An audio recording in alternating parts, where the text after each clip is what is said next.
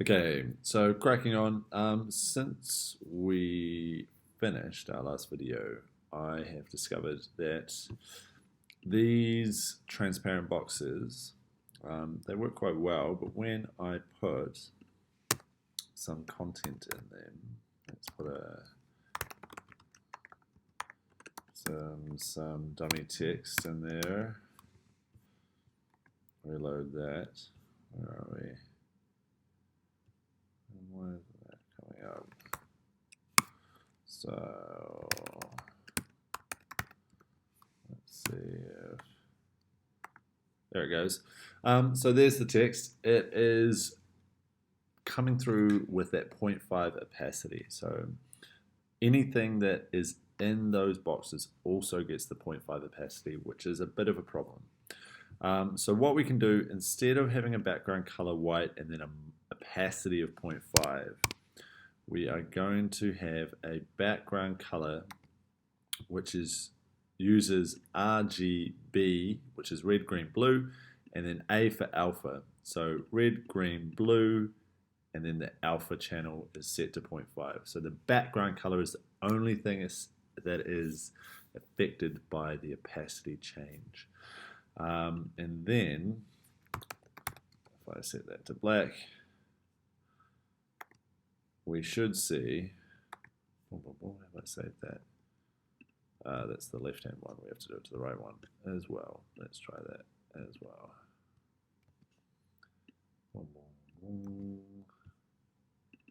That should be black. And I need to get rid of this. Okay. And you can see that text now is showing up much stronger on top of the half opacity box behind it. Okay, so we just had to fix that up. So what we need to do next is probably get some content in. We've set up our CSS reasonably well. We need to get some content in and not just this dummy content. So what we're going to do is we probably start at the top. So this is where I envisage my bank stuff going. And the idea behind this kind of dark, so light to dark background is I'm going to get some good contrasts. You can do what you want with the images. I've got some stock images that I found on the internet. There's nothing really significant about them. There's no kind of rhyme or reason really for them. But I like this one at the top because it contrasts well. And that's the major reason I chose it. So this is where that is. I'm going to put in an image. Its source is, I have them in this challenges folder, and let's go opening up a new Finder folder. Boom, boom, boom. Alright, so it's challenge, not challenges. So where's my guy? Where's my little guy? Header background. So this is what I am going to use for my header background. Comme ça. Alright. Save, and we'll go over here and refresh. And he's not come through. Image source. I wonder why.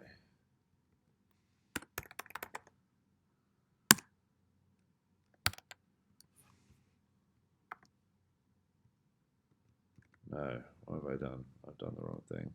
It's not the header background that I want in there. It is my logo. Where's my logo? There it goes, logobank.png. Wrong image. Alright, logobank.png.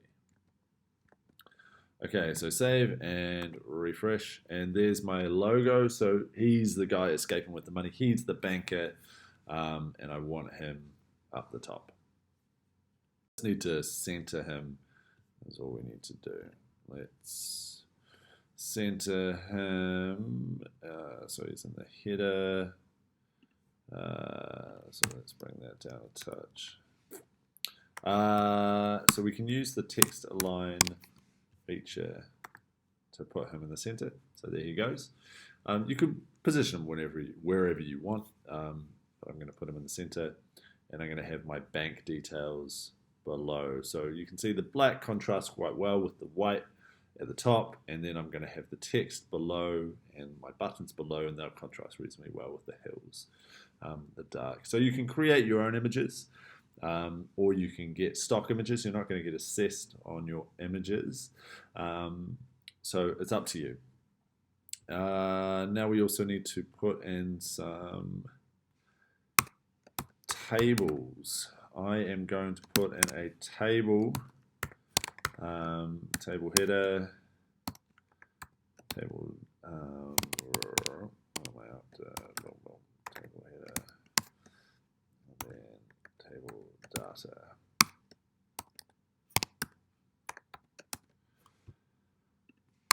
Okay, so what we're going to do is we're going to insert some things to buy and sell. So on the left is going to be where my shop is, and on the right, this is the stuff I've purchased, so get a nice clear view. So table header, I'm going to have the item. So table header, let's go. Item, price, price, and that theoretically should be, what have I, div left, div central, item and price, and just need to finish it off. I'll see what's going on there. There it goes. Item and price, and I'm going to put inside those some images for my item. So image, src, and let's go hunting for our image. So I'm going to have this traditional gnome. I'm also going to be selling pop culture gnomes and also zombie gnomes. Now you'll see I've got so gnomepop.jpg and then gnomepop.png. So the JPEG has a white background and the PNG has no background, and I did that in Photoshop. They're pretty straightforward. You can find PNGs on the internet reasonably easily, but basically what it is using that alpha channel to create a transparent background, which means things display a little bit nicer. So we're looking for this one here.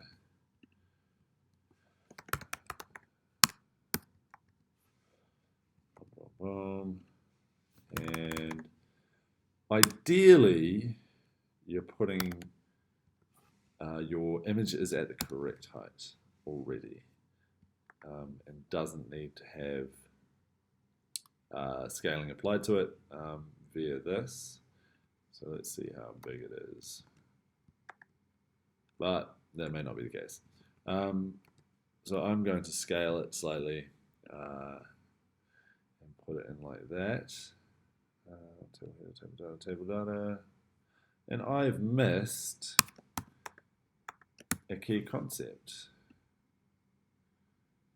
Table headers, boom.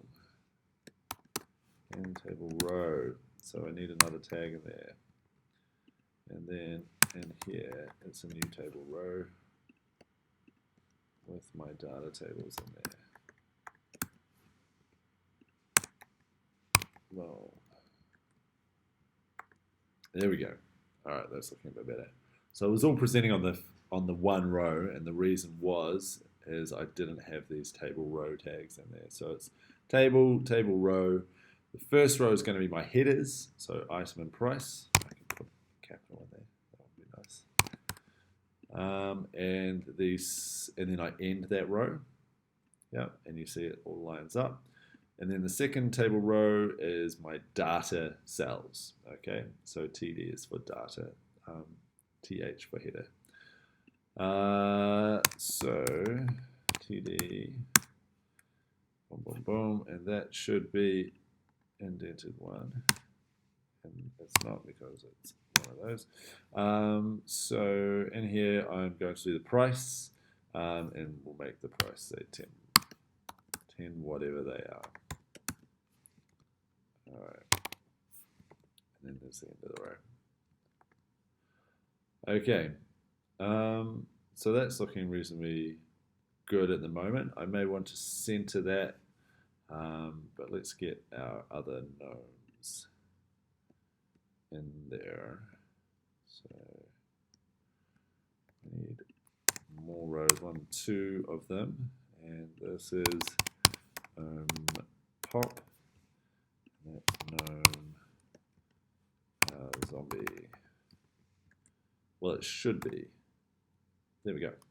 If I've done my naming correctly, and that's a good point. Like, you don't want to drift far from a naming convention, and you want to be reasonably strict with this stuff. We're going to get into variables and using naming conventions for programmatic reasons later on in these videos. So it's a good idea to get stuck into a naming convention and name your variables well, name your files well, name your divs well, things like that. Don't be flippant with it. It'll cause you headaches further on down the track. So try and be strict. Try and establish something early and try and stick to it. So I've just replicated the items over to the right hand side, changed a few bits and bobs, but generally they're the same. One thing that can be quite useful, I've aligned the center, the text centrally under the headings, which can help with readability, but also we can fix the width of these cells as well. So I'm just going to put in here, table data cell width should equal 100 px, 100 pixels. Okay, and then it just kind of makes things a little bit more regular. I'll show you something a little bit more extreme. So you can see there I'm updating how wide those cells are to fit content. And I can make those fixed because obviously we've got rather large things on the left-hand side in the images, but text is quite small, so the cells will vary in size. All right, so what we're going to do is we're going to move on to getting our bank set up and getting things working in terms of having cash in the bank and then being able to borrow some money, and then eventually we're going to be able to buy items for a particular price, and we'll update quantities and things like that. Okay, so that's where we're heading. So to do that, we're going to use something called JavaScript, and I've just put in a link to an external JavaScript file up the top, and I'm going to put in a little bit of HTML content as well. I'm going to make a heading, and this one I'm going to give an ID because I need to be able to change the value that's inside the heading, and I'm going to refer to its name or its ID in order to update that value. So I'm going to call this bank, and it's going to, we're going to have $100 in the bank. Okay, and over here I've also made a couple of rules for bank. I've made the color of the text gold for obvious reasons, and if we head back over here, there's my bank figure. Now I chose this background in order that the top would contrast with things that were darker and the bottom would contrast with things that were lighter, so like a gold color, for example, would contrast quite well, but it's not quite in the right position. So you can update that a couple of ways. I think what we're going to do is we're going to insert a break, and that should push us down. Let's insert another break. It's happened before. There we go, and that should push us down a little bit lower. Cool. So what we're going to do now is we need a way to borrow some money. So when we have money in the bank, maybe we don't have enough money. We want to be able to increase that number, but also keep track of how much our debt is. So what we're going to do is we're going to insert a button, and the button on a click event, it's going to run some code. And this function we're just going to call borrow, and the text inside that's going to be displayed on the button will be borrow, and then I end my button. Now, this borrow function is going to be defined in my JavaScript file. Okay, so let's go and do that now. With most of my stuff, I go new file. I'm going to save it, and we want to give it a name. So a name that fits in with our naming convention. So I'm going to go example.js.js. And what I probably want to do is move it over here actually. And that way I can view kind of both files at the same time. So I've got my CSS and my JavaScript over here, and I've got my HTML over here. I want to get rid of this. I'm not 100% sure. Total panes, no. Toggle tree view. There it goes. Okay, so over here, we're going to go function borrow. And then in here, we're going to define the code that is going to be run every time borrow is called. All right. So what we can do with JavaScript is we can update something called the DOM. So we can update the value stored inside this button. We could update the value stored inside this header. So we could go variable. Now you want to be specific with your variable names. Don't fall into the trap of going variable blah equals. That is poor programming. So variable money equals, let's give it a bit more, total money equals document dot get element, get element by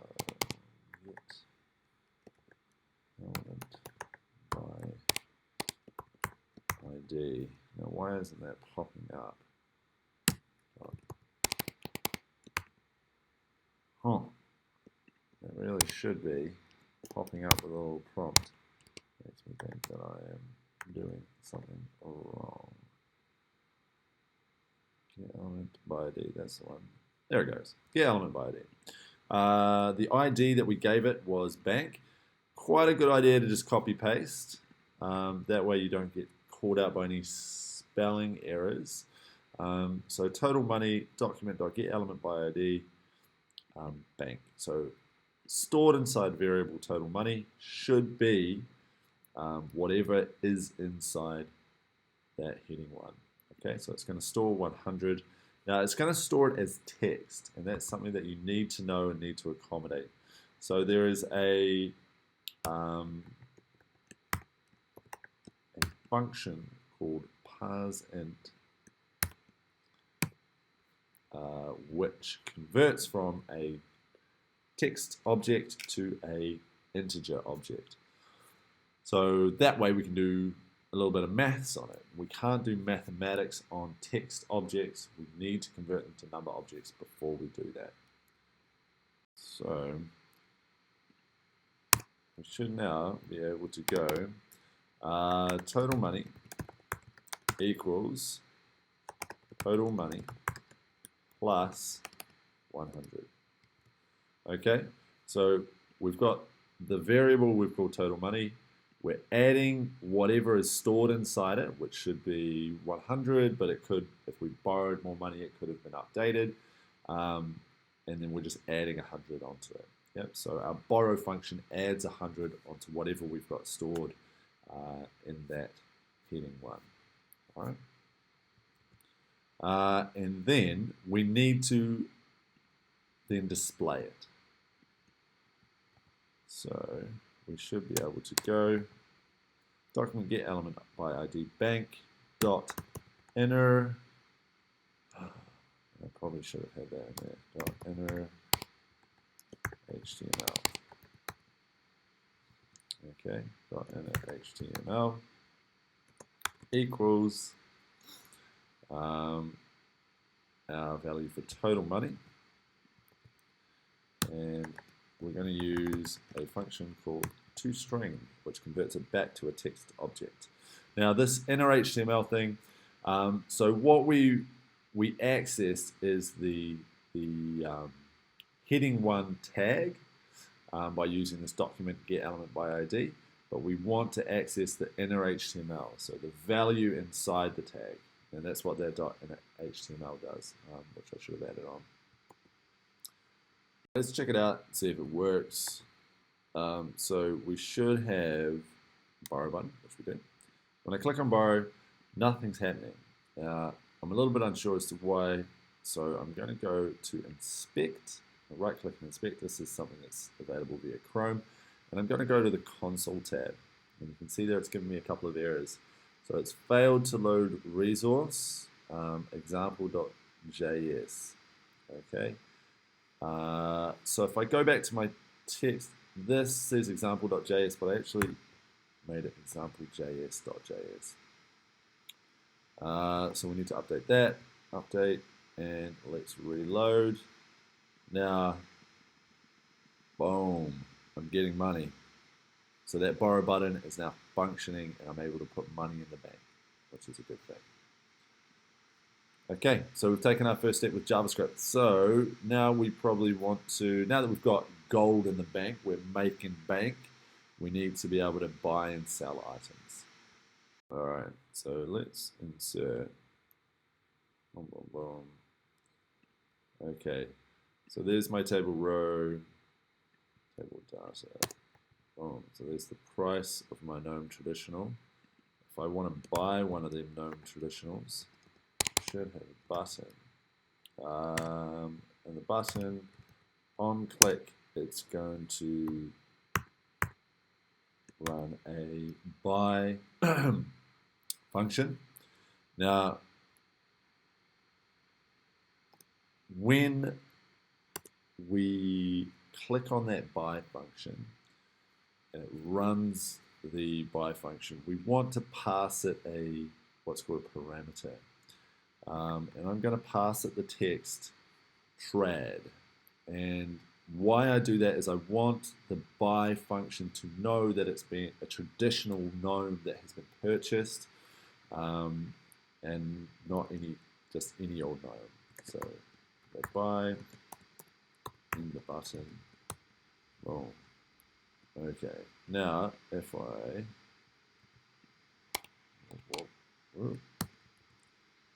do that for these guys, and that should be updated to pop, and for this one that should be updated for zombie. Now if I go up here, you'll see trad and pop and zombie are keywords that I have used through pretty regularly. I've stuck to the naming convention that I've set, and I should be able to reference things using those keywords. So now when I go to my JavaScript and I go function buy, and in these brackets, this is where the parameter's coming in. And I'm going to give that parameter that value, whatever value it is. It could be trad, pop, or zombie. I'm going to give it a name. So this one I'm going to call GNOME, because that's the GNOME that's being purchased. And we've started off our function. So now we can go variable, variable, let's say price. Let's go GNOME cost equals. Now the GNOME cost is going to come from this thing here. So I need to be able to access that inner HTML. Okay, so you probably want to be able to, or you probably want to give this an ID. So ID equals, let's go trad cost, Boom, boom. Trade cost, that's good. And then these ones, this one will be pop cost, and this one will be zombie cost. Now, because we're passing in zombie or trad or pop, I'll be able to go, okay, the gnome cost. What is the gnome cost? I'm going to go pass int this thing here. This is basically the code that I need. But instead of going to the bank and getting the bank, I'm going to go gnome. So whatever text is stored inside this variable, gnome plus cost. Okay? Because the name, the cost value is going to be stored in zombie cost or pop cost or trad cost. Yep. And when I click on buy on this button, it's going to pass into my function the value trad. Yep. And I can then go, all right, trad plus cost equals trad cost. And I should be able to go and get that element by ID. Where's trad cost? It goes looking for it. There's trad cost. It gets the value 10 and brings it back and stores it as known cost. All right, and we've started off our buy function by knowing how much that gnome is going to cost. Okay, so you'll see our buy buttons all in there. Now I want to test if they're working. Easy way to test is to type in window.alert. So this is a function which allows you to put some stuff on the screen, to display some text. So I'm going to say gnome cost equals plus gnome cost. Save, refresh. Now if I click on buy, you'll see the page says gnome cost equals 10. So we're getting a good value, a correct value for our buy, and it's working well. So all of this so far is working well. This is what we call a flag. It's a really useful debugging tool. So if you're not sure if values are coming in correctly or if they're being calculated correctly, you can check in on what that value is by using window.alert. Okay, so it's really, really useful. So now that I've got my gnome value, what else do I need to get? What else do I need to know? I need to know my total money, so I can just copy that. Now, this variable, this is something called scope. Because I've declared the variable in this function, it's not visible outside the function. If I wanted to use it in other functions, I would have to declare it up here, outside of the borrow function. But I haven't. So what I can do is I can declare it again down here. This variable total money is only used in function borrow. This variable total money is going to be used in our buy function. Even though they're named the same thing, they don't conflict with one another, is my point. Because what we need to do is we need to test and make sure if total money is greater than known cost, then we should proceed. Else, let's display a window.alert.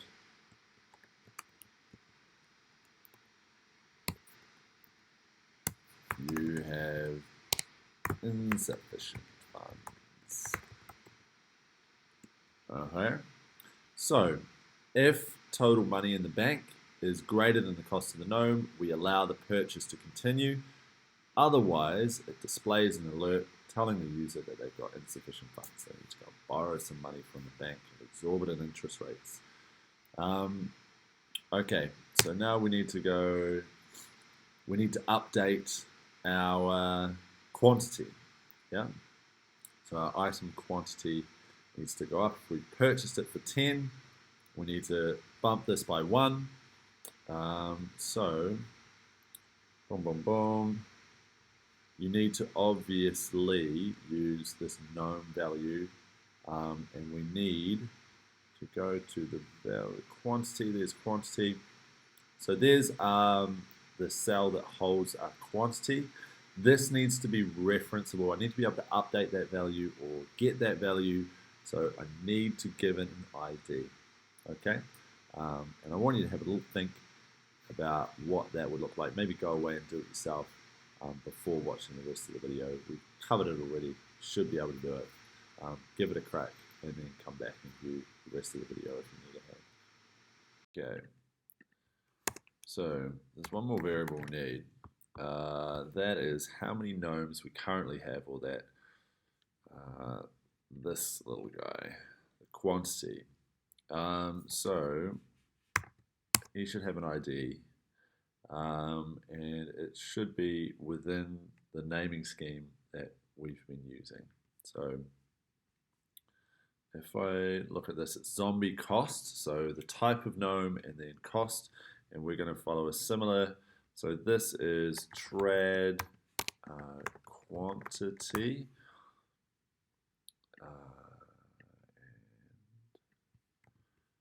I should be able to do that for this guy. And it's pop quantity and zombie quantity. All right. I need to go and get the gnome quantity. All right. So it's going to be more akin to that one. So instead of gnome cost, it's gnome quantity.inner HTML. So gnome quantity. All right. So if total money is greater than gnome cost, if we've got money in the bank, we want to do what? We want to increase our gnome quantity. So we want to go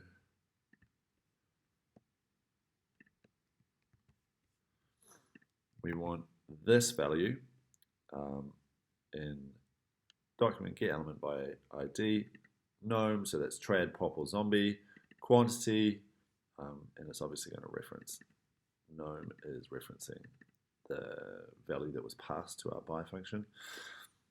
So we're going to make that inner HTML equal to gnome quantity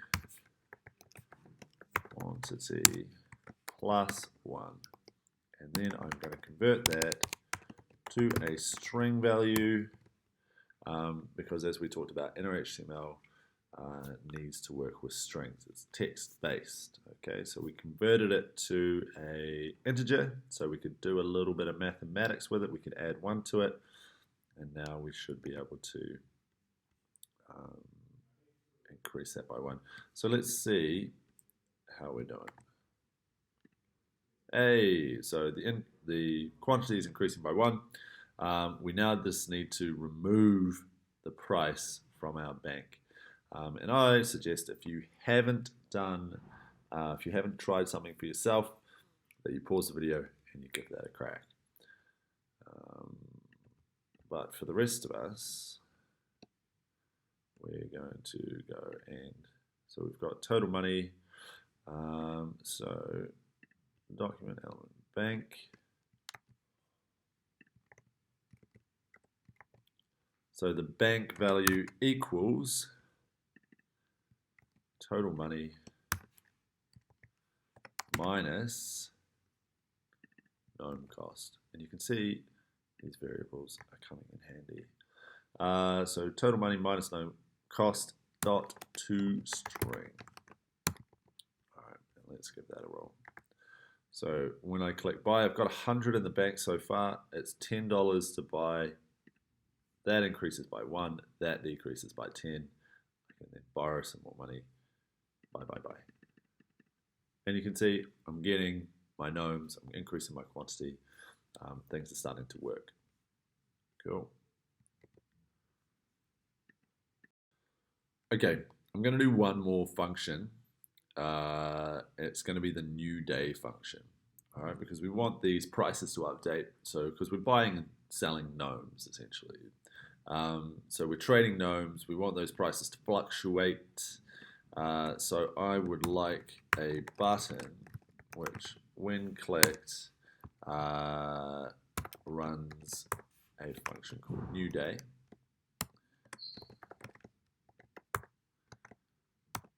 Boom.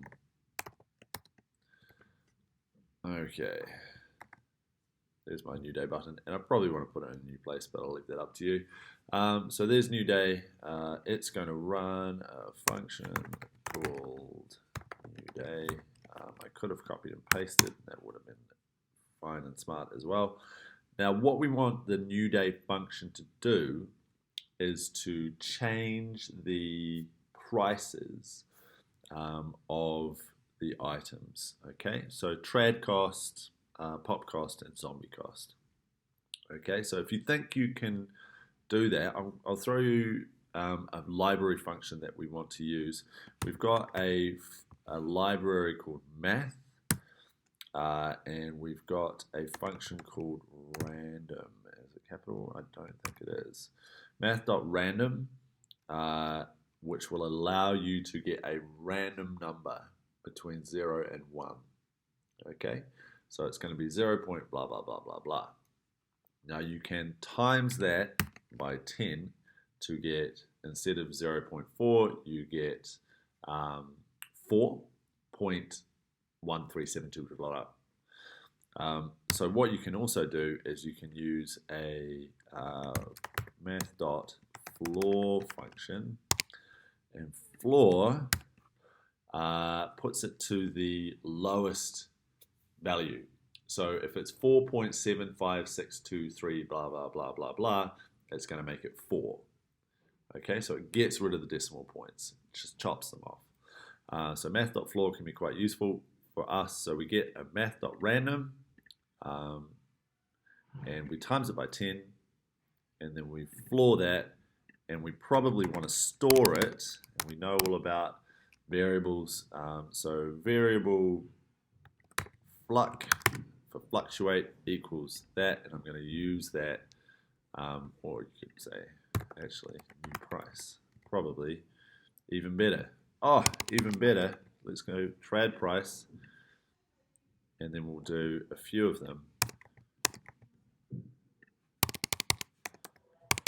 because we need pop price, and we need zombie price.